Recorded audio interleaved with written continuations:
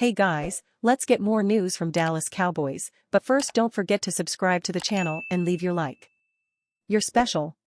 Dallas Cowboys Zach Martin evaluates Eagles rookie Jalen Carter. It might be the highest on-the-field compliment imaginable. For at least 3 reasons. It's a veteran All-Pro bowing to a rookie. It's a gritty offensive lineman respecting a high-profile defensive lineman.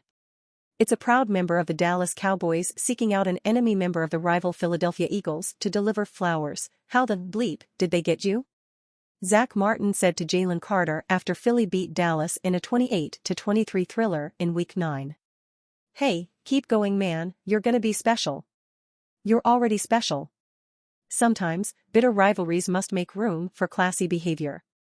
Martin, destined for the Hall of Fame, now exemplifies that as he expressed so kindly to the rookie's face that given the kid's talent, Martin could not believe that Carter fell to the Eagles in the 2023 NFL Draft, and told the rookie just that. The Eagles drafted Carter with the number 9 overall pick in last year's draft out of the University of Georgia, where he won back-to-back national championships. And he slipped because of off-the-field concerns. But those having been an issue so far for the 8-1 Eagles, as Carter, who before the season had fun telling us in an exclusive video that he wanted to kill the Cowboys, is already playing at an elite level. PFF grades Carter graded as the second-best defensive tackle in the league with a 90.6 grade, trailing only Dexter Lawrence of the New York Giants, who has a 92.3 grade. Carter, just 22, has a great shot at winning NFC Defensive Rookie of the Year, and of going to the Pro Bowl, and of eventually joining Martin as an All-Pro. As the 8-time Pro Bowler Martin spoke to Carter, the rookie seemed almost amazed that he ended up in this situation, a situation that includes getting compliments from the best in the business. Hey, it's crazy man, Carter said to Martin. It's an honor to go against you. Ferguson, Cowboys is dangerous but growing. Just when you thought you figured out the Dallas Cowboys offense, they show you another trick hiding up their sleeve. It's been the CeeDee Lamb show the past several weeks, he and Dak Prescott moving at an MVP pace together, and the New York Giants did their best to key in on him and Jake Ferguson, a breakout weapon at tight end.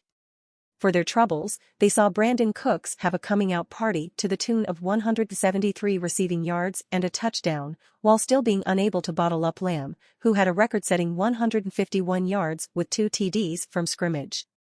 And Ferguson made them pay as well with a touchdown of his own, his 3rd consecutive game with one.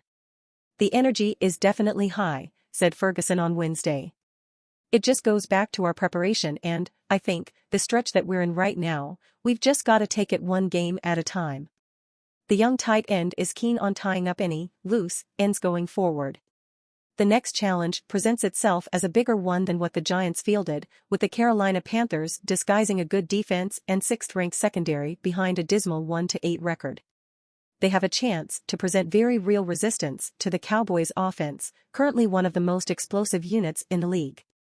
But considering neither they nor any other team in the NFL can double-team any of the skill players for fear of either the others or them all having a big day at the behest of Prescott, it's truly a pick-your-poison scenario. Prescott said it'll be interesting to see how opposing defenses approach this issue. I think Dak hit it spot on, the second-year tight end said. When you've got guys everywhere who can play, it's gonna make it hard to double one guy, because you're leaving 3 or 4 other guys on one-on-one matchups. With all of the weapons we have, they're not just emerging, these weapons have been here. It's just starting to hit at the right time in the right spots. The word that comes to mind is dangerous, so I'm excited. It's all a dream come true for Ferguson, quite literally. I still remember playing Madden with Prescott and Lamb, he said. And now I'm like part of it, so it's pretty surreal for me. Sometimes I sit in the huddle and I'm like, what the hell's going on? I'm a part of this. The latter sentence is saying the very least, but have they hit their ceiling? Ferguson says no, because there's more meat on the bone. I think we're getting there, he said. To where we want to be. Just an educated guess here, but where they want to be is still playing in February and, at this pace of production on all sides of the ball, the offense finally matching serve with the defense and special teams, they have the best chance they've had in a while to achieve that goal. That said, it is indeed one game at a time, and the Panthers await with eyes on shocking the world this coming Sunday.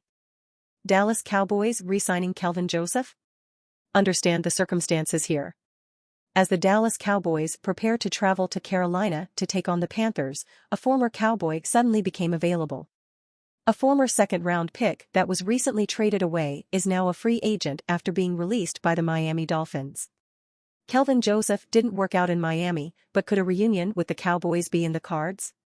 Before that, there's a reason he was traded. Crowd shows up to my front door with torches and pitchforks. Circumstances have changed. Joseph was traded straight up for Noah Igbinoghene, another cornerback who couldn't get over the threshold with the Dolphins. With Dallas, Igbinoghene has been on the game day roster bubble throughout the season, appearing in only 4 games. Injuries to All-Pro cornerback Trayvon Diggs and special teams standout C.J. Goodwin have created an opportunity to bring back a familiar face. Based on social media, I can tell I'm pretty much on an island with this take, but please give me the opportunity to convince you why bringing Joseph back is good for the Cowboys.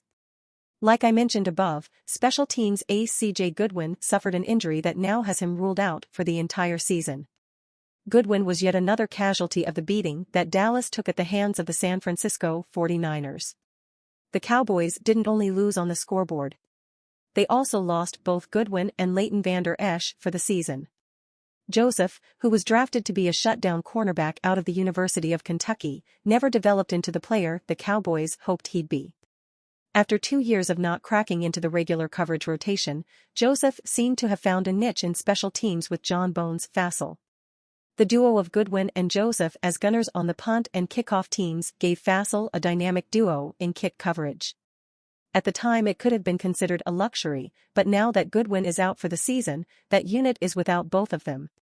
I wouldn't necessarily call it a desperation move, but Fassel has resorted to inserting Sam Williams as a gunner on his coverage teams. It's a little out of the norm for that position, as it is usually reserved for speedy defensive backs or wide receivers. Joseph played 70% of the special teams snaps in Dallas last season, and had already logged 87% of those snaps with the Dolphins before his release. If nothing else, Joseph can be a boon on special teams for the Cowboys. While the Goodwin injury opened up the opportunity for special teams snaps, another injury created some space in the cornerback room. Trayvon Diggs tore his ACL in practice prior to the Week 3 matchup at the Arizona Cardinals. Please don't misconstrue my logic. I am not saying Joseph can come in and replace the production that Diggs left behind. I'm saying that his injury created a domino effect that has put the Cowboys in circumstances they didn't have to worry about before. After the Cowboys acquired former NFL Defensive Player of the Year Stephon Gilmore from the Indianapolis Colts, I wrote about how Dallas could have the best cornerback trio in the NFL. The defense's performance in the first 2 weeks prior to Diggs' injury reinforced that take, but post-injury has weakened it.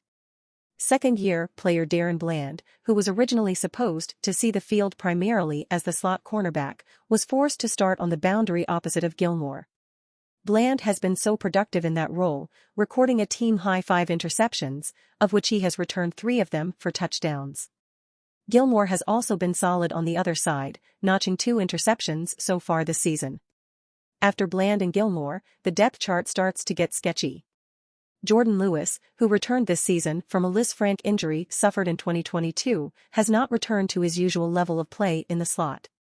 Lewis has been the focus of opposing offenses, who have attacked him to avoid throwing at the stalwarts lined up on the boundary.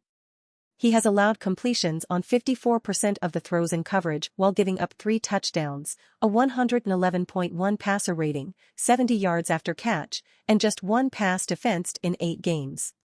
During training camp, the coaches experimented with Joseph in the slot, a position they had never put him in before.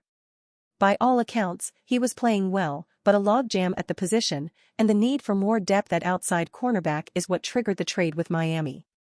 Would adding Joseph back to the team make the Cowboys world beaters?